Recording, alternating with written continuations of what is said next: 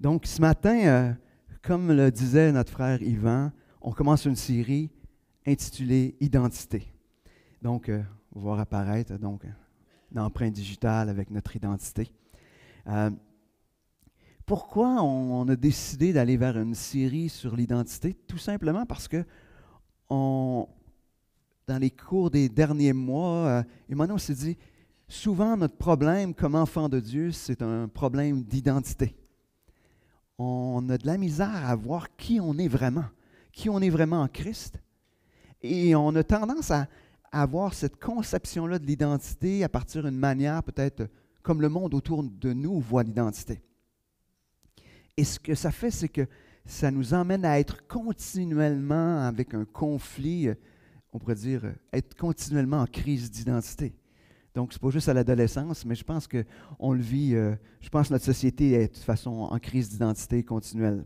Mais si je débutais ce matin en vous demandant, qui es-tu? Qu'est-ce que tu me dirais probablement après avoir dit ton nom? Je ne sais pas, mais probablement que tu commencerais par me dire, le travail que vous faites. Tu sais, moi, probablement que je me présenterais en disant, ben oui, OK, je m'appelle Sylvain Belleval, donc je suis pasteur, je suis marié depuis 35 ans, presque. Ça s'en vient. Hein? Et après ça, je vais dire, j'ai 3 enfants, c'est ce que je vais vous nommer. Hein, je ne sais pas si vous savez, mais souvent notre identité, elle est basée à partir de comment on peut se présenter, quelle est l'image qu'on veut que les autres aient de nous. Puis moi, ça va dépendre à qui je m'adresse, qu'on me demande qui je suis. Tu sais. Je dirais peut-être pas pasteur d'emblée. Tu sais. Ça va peut-être passer mieux si je dis que je suis un célébrant funéraire en premier. Je ne sais pas, mais ça va dépendre.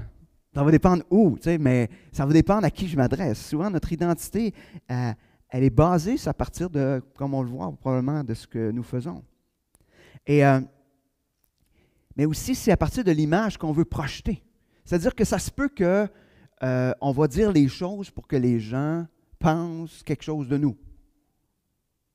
Des fois, notre identité, c'est presque une identité auquel on aspire. D'ailleurs, souvent, les réseaux sociaux présentent l'identité qu'on voudrait que les autres pensent de nous. On ne se mettra pas dans des photos, à moins qu'on aime l'humour puis on est capable de rire de nous, mais souvent, on va montrer des belles photos de ce qu'on est en train de faire pour que les gens disent « Wow! Cette personne-là, les choses vont bien dans sa vie. Cette personne-là réussit. Cette personne-là... » Mais on est comme ça.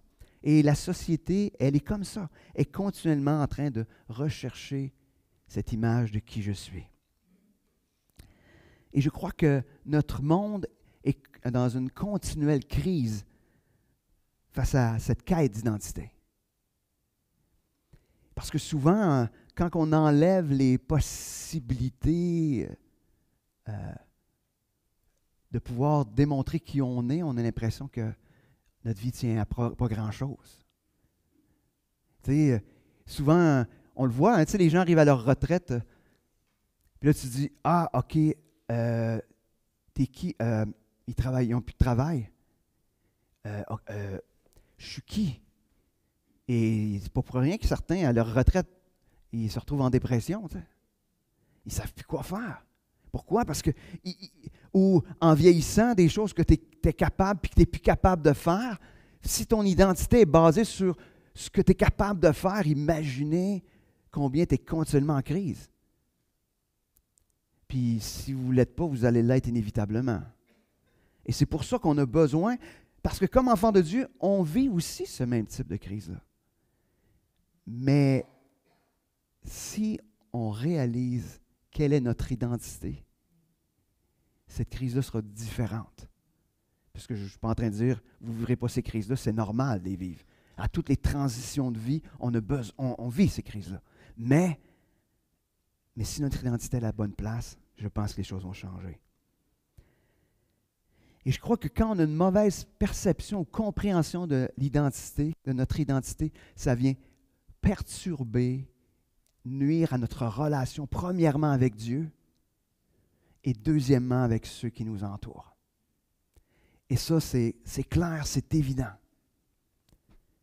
Le jour que tu t'es basé sur qu'est-ce que je fais, imaginez que je vais mettre le paquet pour montrer aux autres que je suis bon.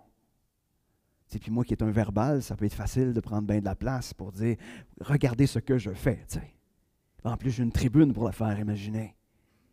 Mais si mon identité est basée là-dessus, ben enlevez-moi la tribune, puis je serais couché dans un petit coin. Là, si j'ai une mauvaise compréhension, mais aussi dans mes relations avec les autres.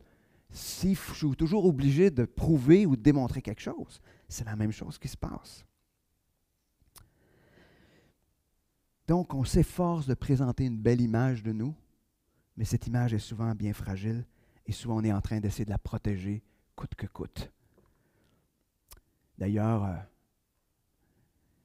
il y en a qui ont essayé de trouver leur identité ailleurs. On prend Adam et Ève, au lieu de la trouver en Dieu. Ça n'a pas été long qu'ils sont finis, qu'ils par se cacher. Ça n'a pas été long que les relations, c'est devenu conflictuel parce que leur identité, ils essaient de la trouver ailleurs. Donc, ce matin, on va débuter cette série-là sur l'identité. On va être vraiment dans l'introduction ce matin, mais je vais vous présenter un peu comme une grille par laquelle toute la suite des enseignements qu'on va recevoir au cours des prochaines semaines vont pointer sur ce schéma-là. Mais vous allez voir, là vous êtes encore là-dessus, ça va venir, inquiétez-vous pas sur ce schéma-là qui s'en vient. Mais on a besoin de comprendre notre identité. Cette nouvelle identité, comme Yvan le disait, qu'on a reçue en devenant enfant de Dieu. Si vous ne le saviez pas, c'est une première vérité à retenir. Nous sommes des nouvelles créatures, donc une nouvelle création. C'est donc pas la même manière qu'avant. Il y a quelque chose qui est nouveau. Et souvent, ce qu'on néglige, c'est de s'approprier cette nouvelle identité. Et ce matin, on va commencer à regarder de quelle manière on peut le faire. Donc, le plan de match pour aujourd'hui, soit que je vais trouver mon identité verticalement, donc en Dieu ou en Christ, ou soit je vais trouver mon identité horizontalement, c'est-à-dire dans les situations, les expériences et toutes les relations de ma vie quotidienne. Et c'est ce qu'on va voir ce matin à travers l'histoire de Paul. Paul est un personnage, mais aussi cet apôtre qui va nous montrer clairement à travers le témoignage qu'on retrouve de lui dans les Écritures, cette quête d'identité et ce changement d'identité. Avant d'aller plus loin, on va se tourner vers ce grand Dieu. Merci Seigneur pour ta parole. Merci parce que ce matin, on veut t'entendre, on veut que tu nous parles concernant cette identité qu'on a en toi. Ce mot-là aujourd'hui est tellement tourné sur toutes les bords, utilisé à toutes sortes de choses que finalement peut-être que ça ne veut plus dire grand-chose. Mais Seigneur, je réalise au fil du temps que plus on comprend qui on est en toi, plus nos vies sont transformées, plus on est en paix face à toutes sortes de situations. Moins les crises se font lourdes et difficiles. Seigneur, ce matin, ouvre nos cœurs, nos intelligences, afin que l'on puisse saisir pleinement que cette identité se trouve en toi seul. Merci Seigneur pour ta parole. Et Seigneur, rends-nous à l'écoute. Amen.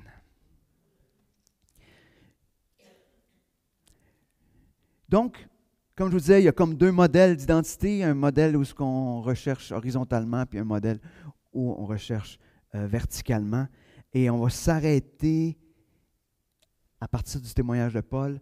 Comment au départ, lui, il voyait la base de son identité. Et on trouve ça dans son témoignage dans Actes 22, versets 3 à 5. « Moi, je suis juif, né à Tarse en Cilicie. Mais j'ai été élevé dans cette ville-ci, éduqué aux pieds de Gamaliel, pour suivre exactement la loi de nos pères. J'étais plein de zèle pour Dieu, comme vous l'êtes tous aujourd'hui. J'ai persécuté à mort cette voie, liant et mettant en prison hommes et femmes. Le souverain sacrificateur et tout le collège des anciens m'en sont témoins. J'ai même reçu d'eux des lettres pour les frères de Damas, où je me rendis afin de lier ceux qui s'y trouvaient et les emmener à Jérusalem pour les punir. Il commence, Paul, comme si on lui demandait « Qui es-tu, Paul? » Et il commence en disant « Moi, voici qui je suis ou qui j'étais avant de connaître Christ. » Il nous parle de quoi au juste? Il nous parle de son identité nationale et religieuse. Hein? Un Juif né à Tarse en Cilicie, mais aussi, donc, il nous parle de son identité nationale et religieuse. Il nous parle donc de son lieu d'origine aussi, qui était Tarse, mais aussi son lieu de résidence actuel, qui nous parle à ce moment-là de Jérusalem. Il nous parle de sa formation prestigieuse. Tu sais, c'était comme dire, moi là, je suis allé à la meilleure école. Hein? Moi, je me souviens, quand je suis allé faire ma maîtrise, puis je suis allé à l'Université Laval, c'était, l'Université Laval, c'est le top. Il n'y a pas personne qui peut parler contre l'Université Laval, c'est la meilleure. Mais quand tu côtoies les gens de l'Université Laval, c'est ce qu'ils te disent. Mais c'est pas vrai. Mais c'est ce qu'ils te disent. Mais tu sais, il y a un prestige. C'était mieux de dire je suis allé à l'Université Laval que je suis allé à l'Université de Sherbrooke. C'était mieux ça avait plus de valeur. Mais lui, il dit, le meilleur des profs, je suis allé à l'école, la meilleure école. Il nous parle aussi de son zèle à obéir à la loi, un zèle qui dépasse toutes les zèles, le zèle de tous ceux qui étaient à son époque, le plus zélé. Genre, je suis le meilleur dans mon domaine. C'est ce qu'il dit. Il nous parle aussi de son rôle. Il se nomme comme persécuteur, mais à l'époque, c'était une bonne affaire au départ, avant de connaître Christ pour lui. C'était comme, hey, moi là, c'est moi qui travaille pour Dieu. Je suis en train de détruire tout ce qui s'oppose à Dieu, c'est-à-dire cette nouvelle voie. Moi, j'étais là, puis je suis en train de la détruire. Donc, l'identité de Paul, elle est basée sur ce qu'il faisait, ce qu'il avait fait, son prestige, son CV. C'était ça, l'identité de Paul. Puis sa manière que Paul utilise, c'est la manière commune qu'on a de révéler qui nous sommes. Hein, comme je disais tantôt, moi je pourrais dire, moi je suis un Belleval, mais je suis un Belleval de Granby. Je ne suis pas un Belleval de Sainte-Hélène, non, je suis un Belleval de Granby. Ça vient, c'est de où je viens. Je ne sais pas si c'est plus prestigieux que de venir de Sainte-Hélène, mais je suis un Belleval de Granby. Je peux dire ça, puis je peux dire, regarde, maintenant je reste ici. Je pourrais dire comme Paul. Moi aussi, je suis allé à l'école. Je l'ai dit tantôt, j'ai fait ma maîtrise, mais j'ai aussi ma formation en théologie. Je peux dire tout ça. Je peux dire toutes ces choses-là. Donc, imaginez, comment on définit notre identité aujourd'hui? Ma réponse va être influencée par l'image que je veux projeter. Qu'est-ce que je veux que les autres pensent de moi? Et c'est la manière de faire. Et là, on a un schéma qu'on appelle, moi j'appelle l'identité, avec les flèches, peut-être que tu pourrais nous remettre la projection.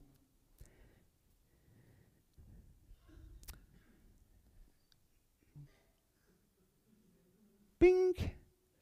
L'identité est basée sur rien. C'est absolument rien.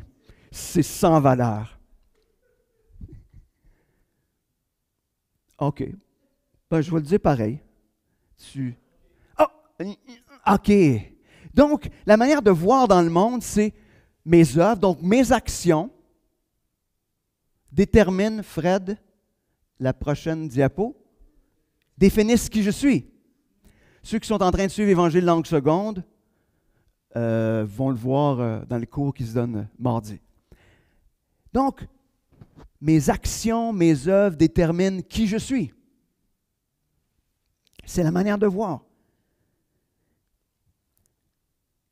C'est sûrement pour cela aussi que lorsque nos actions à nos yeux ne représentent pas l'image que nous désirons, on vit une crise qui nous conduit à une certaine détresse et qu'on se met à souffrir intérieurement. Parce que des fois, on est là et on regarde, ouais, je me regarde aller, puis je suis... C'est ce qui se passe quand on pêche, avez-vous déjà remarqué? Ah, j'ai fait tel péché, j'arrête pas de tomber là-dedans, fait que c'est sûr que je suis... Pip, pip, pip, pip, pip. Il n'y a rien à faire avec moi. Je suis telle chose, parce que mes actions, à mes yeux, déterminent qui je suis.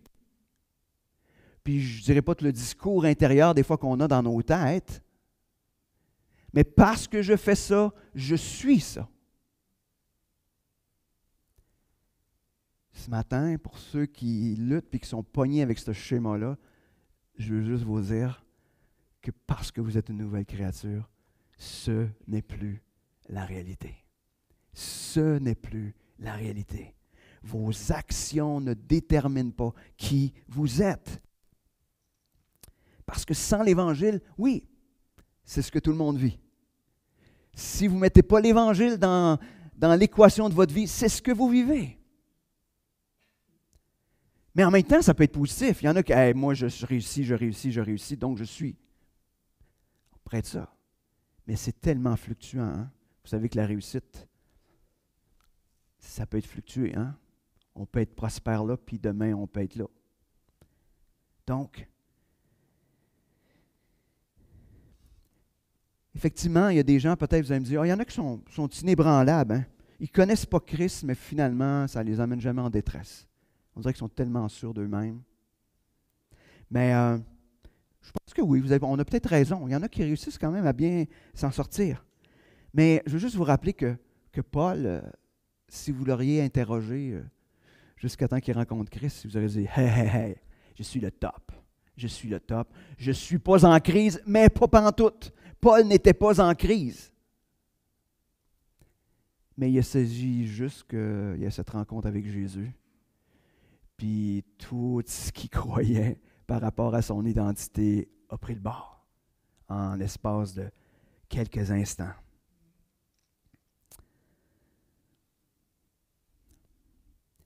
Mais son assurance s'appuyait à ce moment-là sur une mauvaise fondation. Et Paul a dû vivre cette crise d'identité qui a ébranlé tout dans sa vie. Et cette crise-là, il l'a vécue quand il a rencontré Christ. Et c'est ce qu'on va voir maintenant, la crise identitaire de Paul. On va s'arrêter donc dans Acte 9 à cette rencontre avec Jésus qui a transformé toute chose. Donc, Acte 9, versets 1 à 6. Cependant, Paul, qui respirait encore la menace et le meurtre contre les disciples du Seigneur, se rendit chez le souverain sacrificateur et lui demanda des lettres pour les synagogues de Damas, afin que s'il y trouvait quelques-uns, hommes ou femmes, qui suivent cette voie, il les emmène liés à Jérusalem. Comme il était en chemin et qu'il approchait de Damas, tout à coup, une lumière venant du ciel resplendit autour de lui. Il tomba par terre et entendit une voix qui lui disait « Saul, Saul, pourquoi me persécutes-tu » Il répondit « Qui es-tu, Seigneur » Et le Seigneur dit « Moi, je suis Jésus que tu persécutes. Et il te serait dur de regimber contre les aiguillons. » Tout tremblant et stupéfait, il dit « Seigneur, que veux-tu que je fasse » Alors le Seigneur lui dit « Lève-toi, entre dans la ville, et on te dira ce que tu dois faire. » Les deux premiers versets nous montrent un Paul qui a pour identité un homme zélé pour Dieu, qui est prêt à tout pour protéger sa foi, une identité inébranlable en apparence, d'autant plus qu'elle est confirmée par les autorités. Tout le monde autour disait « Wow! Ça, Paul, c'est quelqu'un. » Saul, parce qu'à ce moment-là, il s'appelait Saul. Mais vient cette rencontre avec Jésus qui vient faire sauter tout ça. Jésus lui apparaît dans une lumière qui va le projeter au sol. Et en quelques mots, son identité va éclater. Jésus lui dit « Pourquoi me persécutes-tu? » Donc, d'un zélé pour Dieu, il devient le persécuteur de Dieu. Du zélé pour Dieu, selon sa manière de voir, il devient le persécuteur de Dieu. Jésus, après ça, il se présente à lui comme celui qui va venir définir qui il est. C'est Jésus qui va définir son identité. Jésus utilise la même formule que Paul utilisait pour définir son identité. Hein? Parce qu'il est en train de dire, ce que tu fais détermine ce que tu es. Hein? Quand Jésus lui dit, il serait dur de regimber contre les aiguillons, ce que tu fais là démontre que tu es le persécuteur, mon persécuteur.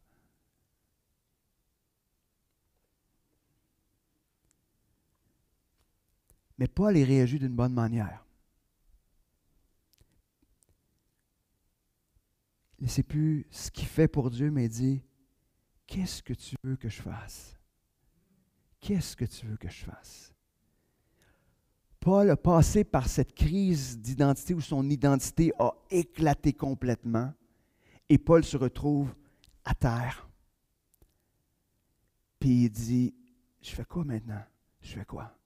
Seigneur, viens rebâtir qui je suis. Et quand on continue dans le témoignage de Paul, on voit Ananias qui vient voir Paul, qui prie pour lui. Puis il lui dit, tu vas avoir une mission pour aller annoncer l'Évangile.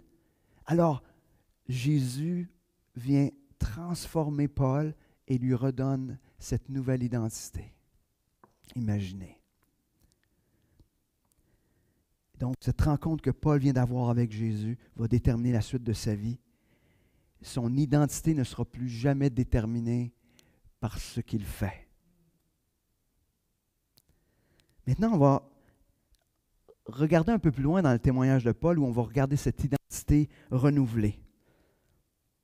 Quand on regarde à cette identité, mais qui est fondée sur l'Évangile, Paul nous présente sa nouvelle conception d'identité dans Philippiens. Philippiens 3, versets 4 à 11. Il commence à dire, « Pourtant, moi-même, j'aurais sujet de mettre ma confiance dans la chair. Si d'autres croient pouvoir se confier en la chair, à plus forte raison, moi, circoncis le 8e jour, de la race d'Israël, de la tribu de Benjamin, hébreu né d'Hébreux, quant à la loi pharisien, quant aux ailes persécuteurs de l'Église, quant à la justice légale, irréprochable. » Tu sais, il nous rappelle, je ne sais pas si vous voyez, mais si on se met à tout ramasser les éléments du témoignage de Paul, sur quoi était basée son identité avant, c'était ça. Donc, Paul commence par nous rappeler son ancienne manière de voir son identité. Ce qui est intéressant, c'est qu'il est en train de s'adresser à l'Église. Il s'adresse à l'Église de Philippe. Cela nous laisse supposer que même dans l'Église, on peut être tenté de mettre notre identité basée sur les concepts du monde. Qu'est-ce qui fait quand, moi je le vois souvent, on veut se trouver un pasteur. C'est quoi les critères? C'est quoi les critères? Sa formation. Es-tu capable de bien livrer le message en avant? Ses connaissances? Je ne sais pas. Mais ça devrait être vraiment secondaire. Le premier critère, ça devrait être, es-tu obéissant à Dieu? Es-tu soumis à l'Évangile? Es-tu à l'écoute de Dieu? C'est le seul critère qui devrait être d'avant. Donc, Paul, dans ce texte-là, il nous vient nous rappeler, comme je l'ai dit tantôt, la manière de voir son identité, donc basée sur sa nationalité, sa religion, son rôle et sur sa propre justice. Parce qu'il est en train de dire, quant à la justice légale, irréprochable. Mais il est en train de dire, selon la loi, irréprochable.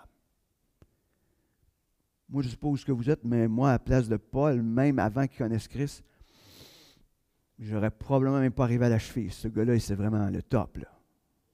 Il n'y en avait pas beaucoup comme ça. Donc, humainement, le CV de Paul est parfait.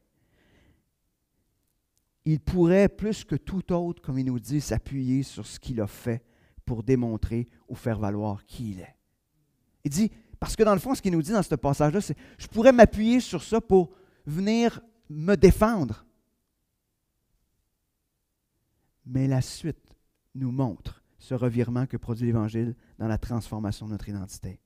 « Mais ce qui était pour moi, verset 7, Mais ce qui était pour moi un gain, je l'ai considéré comme une perte à cause du Christ.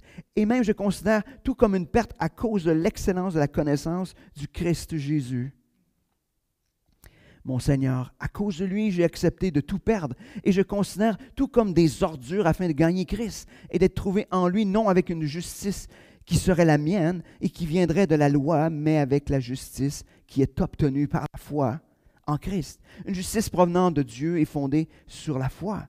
Mon but est de le connaître, lui ainsi que la puissance de sa résurrection et la communion de ses souffrances, en devenant conforme à lui dans sa mort, pour parvenir, si possible, à la résurrection d'entre les morts. Donc, ce que Paul est en train de nous dire, ce qui est important pour moi pour former ou forger ou donner mon identité, est devenu sans valeur. Non seulement sans valeur, mais c'est des ordures. Ou certains textes vont nous parler de la boue. C'est des vidanges en bon québécois. Donc, ce qui était important pour lui, tout ce qu'il faisait, parce que c'est important, tout ce que Paul faisait, toute son origine, il dit, ça là, c'est des vidanges. OK. Je ne sais pas si ça vient shaker votre manière de voir qui on est là.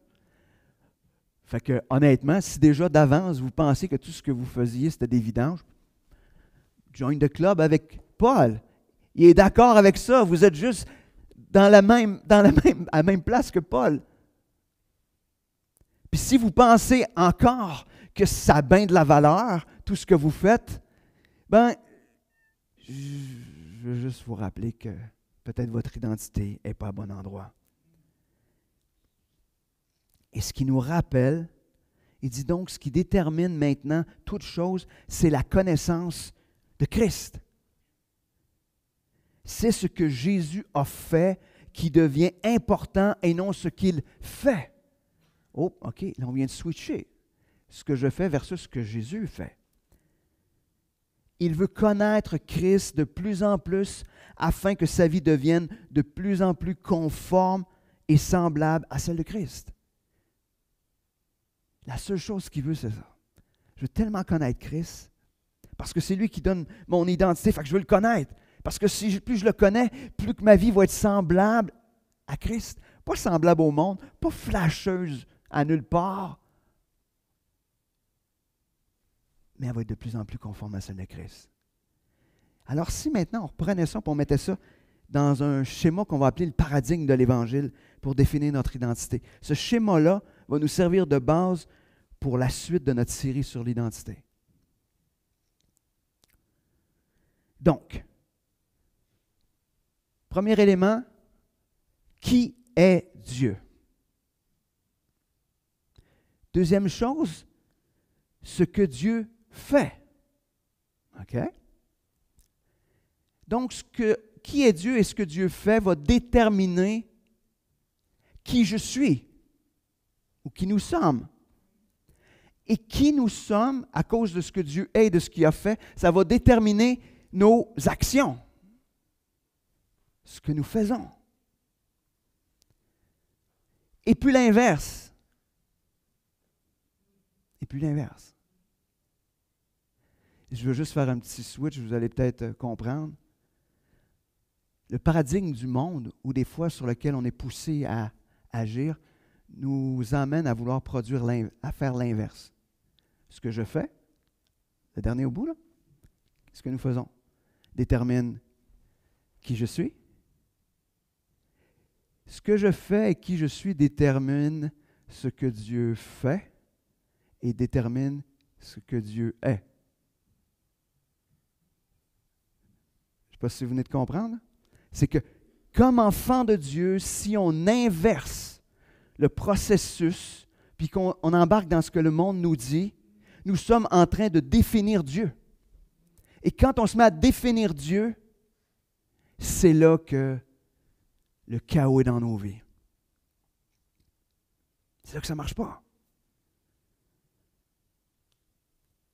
Si on reprend le passage, qui est Dieu dans le passage qu'on vient de voir? Paul nous dit que Jésus est le Seigneur, il est sauveur et il est juste dans le texte qu'on a vu. Ah oui, tu pourrais, merci.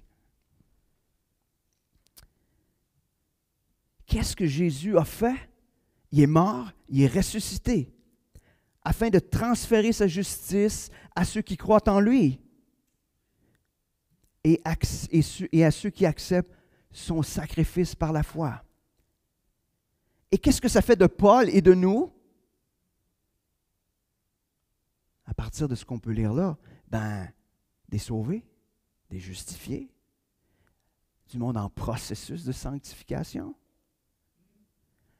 des chrétiens, parce que on sait que chrétien, c'est petit Christ, donc en bas de Christ, mais de plus en plus à son image, hein, c'est ce que ça nous dit.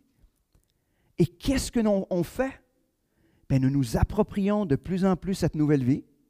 Nous cherchons à connaître Christ de plus en plus, une vie de plus en plus semblable à celle de Christ, et nous attendons la glorification. C'est ce qu'on retrouve dans ce texte-là. Quand on prend le paradigme de l'Évangile qui produit notre identité.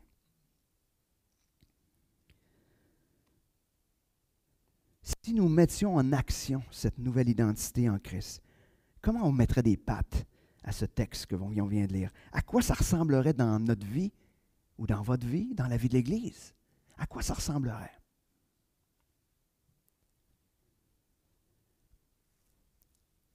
Ce qu'on va voir dans les prochaines semaines, on va regarder les attributs de Dieu. Et vous devinez pourquoi? Les attributs de Dieu, c'est ce que Dieu est. Et à chacun, à ces attributs-là, le schéma qu'on va prendre, c'est ce que Dieu est, l'emmène à faire aussi certaines choses. Parce qu'il est, il fait ces choses-là. Et qu'est-ce que ça devrait produire dans notre identité? Comment nous devrions nous voir à travers ces choses-là? Et qu'est-ce que ça devrait produire dans notre vie? Donc, je pense qu'on a quoi? 4-5 messages qui vont suivre sur différents. On passera peut-être pas tout en détail les attributs de Dieu. Mais ce qu'on veut à la fin de cette série-là, c'est que peu importe ce que vous allez vivre, vous allez pouvoir vous tourner dans les Écritures et regarder qu'est-ce que Dieu est, qu'est-ce que ça fait, comment ça devrait me transformer.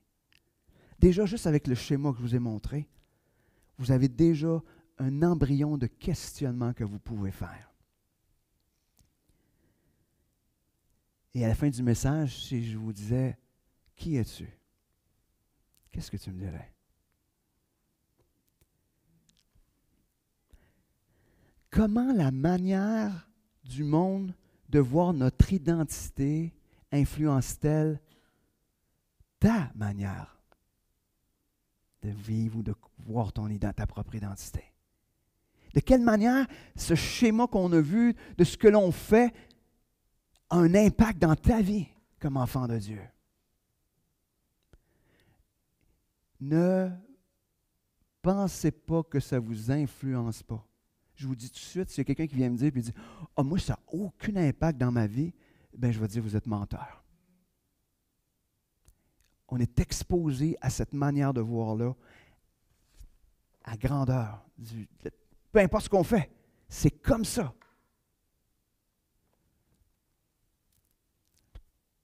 Quel aspect de ta manière de voir a besoin d'être confronté à la vérité de l'Évangile?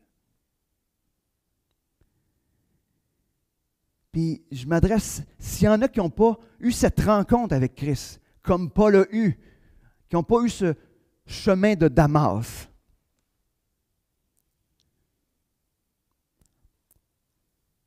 je vous encourage ce matin à laisser Dieu venir redéfinir votre identité.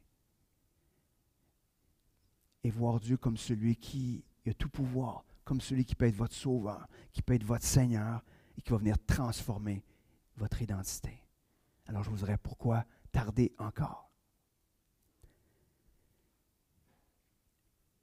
Et ce matin, comment ce nouveau schéma de l'Évangile pour voir notre identité vient transformer ta manière de voir ton identité ce matin?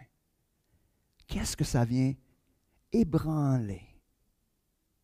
Est-ce que vous êtes là et dites « Hey boys, ouais, ça. Est-ce que la manière dont vous vous percevez vous dites, moi, c'est parce que je le base sur ce que je fais et non sur ce que Dieu a fait ou ce qu'il est. Donc ce matin, que l'on puisse vraiment revenir à Christ et revenir aux vérités de l'Évangile pour se laisser façonner, devenir de plus en plus semblable à Christ, afin que notre identité soit cette identité ou cette nouvelle identité que Christ nous a donnée et non plus cette identité comment le monde veut nous définir. Prions. Seigneur Dieu, merci ce matin pour ta parole qui vient nous définir, toi qui viens nous définir. Je te remercie Seigneur parce que ça nous montre tellement ta grâce. Seigneur, si notre salut avait été basé sur ce que nous faisions, et maintenant si notre vie était basée sur ce que l'on fait, Seigneur, quel désarroi, quelle détresse. Seigneur, des fois on est tellement tanné de se voir, nous, en disant, je suis juste pas important, juste pas bon, juste je sais pas quoi. Seigneur, ce matin, viens nous redéfinir, viens faire le ménage dans ces erreurs, dans ces pensées qui sont contraires à ton évangile, Seigneur. Et rappelle-nous que parce que tu es Dieu, parce que tu nous as tellement aimés, que tu es mort sur la croix, et parce que je suis un bien-aimé de Dieu, tout devient différent. Merci Seigneur pour ta parole. Amen.